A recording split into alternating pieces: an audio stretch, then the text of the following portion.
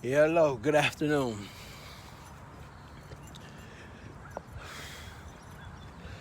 How are you doing today? I wish you all the best out there. Hope you all are staying safe during this unfortunate, unprecedented time. But I wanted to make a video speaking about beauty. If you choose to see the beauty in nature and the beauty of life, then you know that love is the essence of life. Without love, there would be no life. Now, I know that there are tons and tons and tons of people dying daily. The United States is at over 80,000 people right now, the death rate. But let's keep in mind that thousands of people yearly die from car accidents, thousands of people yearly die from normal influenza, pneumonia, HIV, hepatitis, pancreatitis. Not at this rate, but thousands of people die over that too. So the point that I'm trying to make is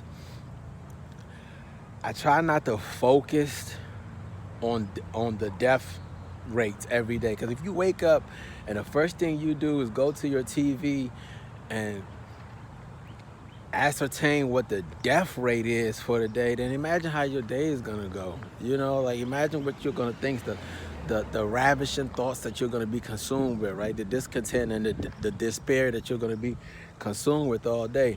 There are also tons of people being born every day too. You have to think about that, so you have to try to put things into perspective. Like, this is beautiful for me. Like, this is like nirvana here. Like, this is peace. This is blissful for me. I try to find a way to just be at peace with my mind, and nature does that for me. These are all living organisms. These are all living organisms, flowers, these are all living organisms that have to grow. They all start at the root. You probably can't see the root. And you don't want to see the root, because if the root is exposed, then what does that mean? The flower dies, right? So you don't want to expose the root, but things are still growing, things are still living. We've dealt with pandemics before. We've dealt with the Spanish flu in 1917, and the world still went on. Even after that, we lost 2.2 million people, and the world still went on. So life is all about how you choose to look at things, your perspectives. Manage your perceptions. Right now in the hospital, everyone's angry. Everyone's walking around mad as heck, and most of it is because the protocols that we were supposed to use to combat COVID-19 were just put in place like yesterday. I've used my own protocol. I know how to read the book. I know how to look up universal precautions for blood-borne pathogens, airborne viral pathogens, and contact prevention protocol for any airborne pathogens or contact pathogens or direct, isolation and negative pressurized. I know the deal. I know that when I'm outside, the air is spinning more and blowing around in turbulent gas clouds, that you may have cough droplets and respiratory droplets, and the air spins it around more. So you don't need to wear a mask outside here by myself. The COVID isn't in the air. I'm not gonna consume it by just breathing oxygen.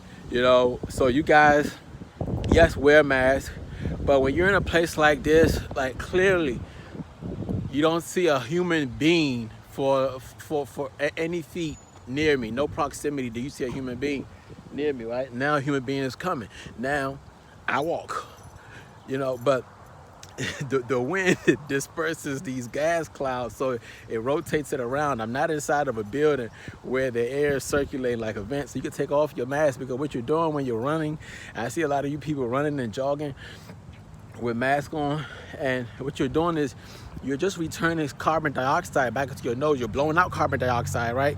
But you're not exchanging that carbon dioxide for fresh oxygen.